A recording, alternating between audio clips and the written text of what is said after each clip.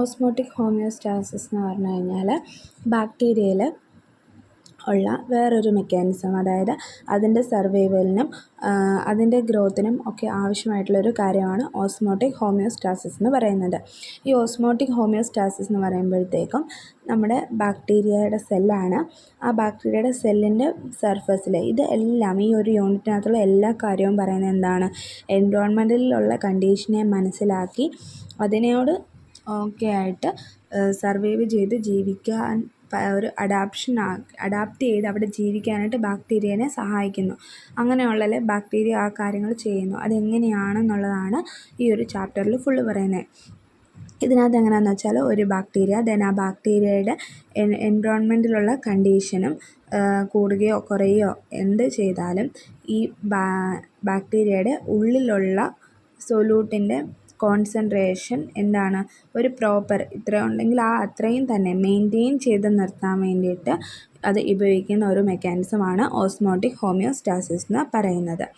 ഈ osmotic homeostasis in bacteria refers to mechanism by which bacterial cell actively regulate their internal solute concentration. അതായത് bacteria എന്തിനെ regulate ചെയ്യുന്നു, അതിൻ്റെ internal അകത്തുള്ള സൊല്യൂട്ടിൻ്റെ കോൺസെൻട്രേഷനെ regulate ചെയ്യുന്നു. എന്തിനു വേണ്ടിയിട്ടാണ് ഈ സൊല്യൂട്ടിൻ്റെ കോൺസെൻട്രേഷൻ അത് റെഗുലേറ്റ് ചെയ്യുന്നത്?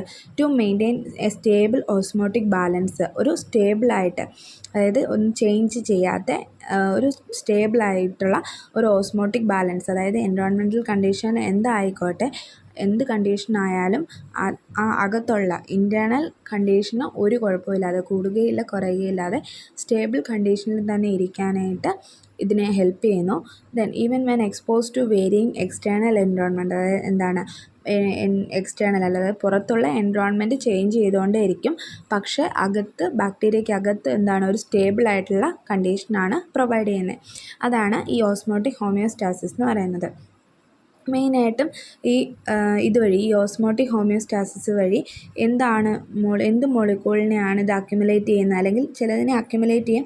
ഇപ്പോൾ കൂടുതലാണെങ്കിൽ എന്ത് ചെയ്യും, അതിനെ റിലീസ് ചെയ്ത് കളയും. ഇനി കുറവാണെങ്കിൽ അതിനെ അക്യുമുലേറ്റ് എടുക്കും. ഓക്കെ, അങ്ങനെ എടുക്കുന്ന മോളിക്യൂൾസാണ് എന്തെന്ന് പറയുന്നത്, ഈ ഓസ്മോലൈറ്റ് എന്ന് പറയുന്നത്. ഓക്കെ, ഓസ്മോലൈറ്റ്സ് എന്ന് പറയുന്നത്.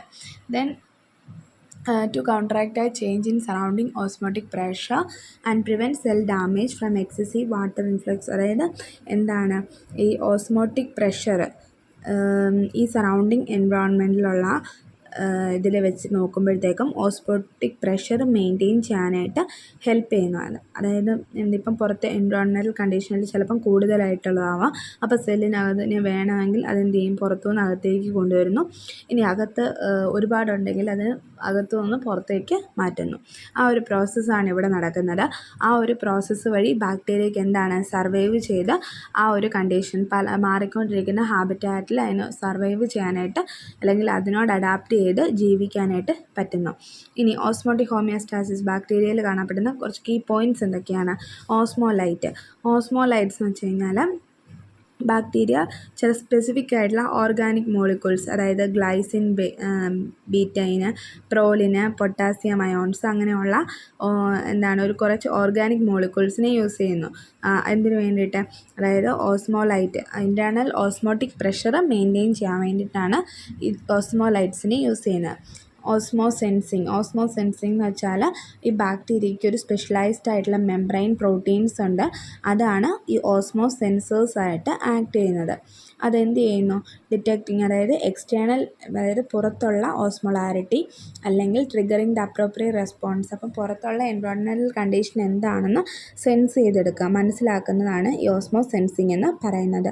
പിന്നെ ട്രാൻസ്പോർട്ട് സിസ്റ്റം, ഇനി അത് മനസ്സിലാക്കി അതിൻ്റെ എൻവയോൺമെൻറ്റിൽ പുറത്തെ കണ്ടീഷനിൽ കൂടുതലാണെങ്കിൽ അതിനകത്തേക്ക് വേണമെങ്കിൽ അകത്തേക്ക് എടുക്കുകയും ഇനി ഇവിടെ കോൺസെൻട്രേഷൻ കൂടുതലാണെങ്കിൽ അതിനെ പുറത്തേക്ക് കളയും. അങ്ങനെ അതിനെ ട്രാൻസ്പോർട്ട് അങ്ങോട്ടും ഇങ്ങോട്ടുമായിട്ട് അകത്തേക്കും പുറത്തേക്കുമായിട്ട് ട്രാൻസ്പോർട്ട് ചെയ്യുന്ന ട്രാൻസ്പോർട്ട് സിസ്റ്റം പ്രസൻ്റ് ആണ്. ഇത് കണ്ടില്ലേ, ഓസ്മോട്ടിക് സ്ട്രെസ്സിൻ്റെ സമയത്ത് ബാക്ടീരിയ ആക്റ്റീവ്ലി ട്രാൻസ്പോർട്ട് ഓസ്മോലൈറ്റ്സ് സെല്ലിനകത്തേക്ക് ട്രാൻസ്പോർട്ട് ചെയ്യുന്നു. അത് hypertonic, high solute concentration or release dum, അതായത് സൊല്യൂട്ടിൻ്റെ കോൺസെൻട്രേഷൻ കൂടുതലാണെങ്കിൽ അത് അകത്തേക്ക് എടുക്കും. ദെൻ സൊല്യൂട്ടിൻ്റെ കോൺസെൻട്രേഷൻ കുറവാണെങ്കിൽ എൻവയോൺമെൻറ്റിൽ ഈസ് ഹൈപ്പോട്ടോണിക് ആണ് വെൻ ദ എൻവയോൺമെൻറ്റ്, അതായത് റിലീസ് അതിനെ എന്ത് ചെയ്യും, ആ ചാനൽസ് വഴി ഇതിനെ സൊല്യൂട്ടിനെ പുറത്തേക്ക് കളയും, അതായത് ആ എൻവയോൺമെൻറ്റിൽ ഇതിൻ്റെ അളവ് കുറവാണെങ്കിൽ, അതായത് ട്രാൻസ്പോർട്ട് സിസ്റ്റം അതാണ് ചെയ്യുന്നത്.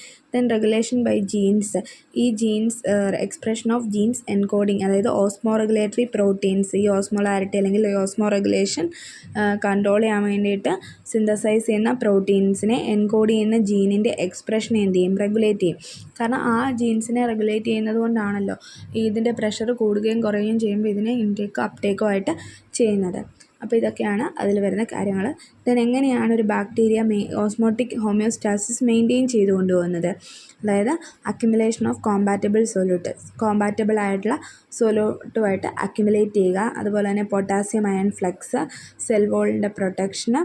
പിന്നെ ബാക്ടീരിയ ഓസ്മോ റെഗുലേഷൻ കാണിക്കുന്ന ബാക്ടീരിയ ഏതൊക്കെയാണ്, എസ്ചെറിച്ചിയ കോളൈ, ഈക്കോളൈ, ഹാലോഫിലിക് ബാക്ടീരിയ. ഈക്കോളൈ ആണെങ്കിൽ ഹൈ സോൾട്ട് കോൺസെൻട്രേഷനിൽ അത് എന്ത് ചെയ്യും, ഗ്ലൈസിൻ ബീറ്റാമൈൻ ആയിട്ട് അക്യുമുലേറ്റ് ചെയ്ത് കാണുന്നു, ഗ്ലൈസിൻ ബീറ്റാമൈനുമായിട്ട് അക്യുമുലേറ്റ് ചെയ്യുന്നു. അവിടെ വരുന്ന ട്രാൻസ്പോർട്ട് സിസ്റ്റമാണ് പ്രോ-യു എന്ന് പറയുന്നത്. ഇതാണല്ലേ ഹാലോഫിലിക് മൈക്രോ ഓർഗാനിസം, അതായത് ഹൈ സോൾട്ട് എൻവയോൺമെൻറ്റിൽ സർവൈവ് ചെയ്യുന്നതാണ് ഹാലോഫിലിക് ബാക്ടീരിയ എന്ന് പറയുന്നത്. ഇതാണ് അതിൻ്റെ ഓസ്മോട്ടിക് റെഗുലേഷൻ അല്ലെങ്കിൽ ഓസ്മോട്ടിക് ഹോമിയോസ്റ്റാസിസ് എന്ന് പറയുന്നത്.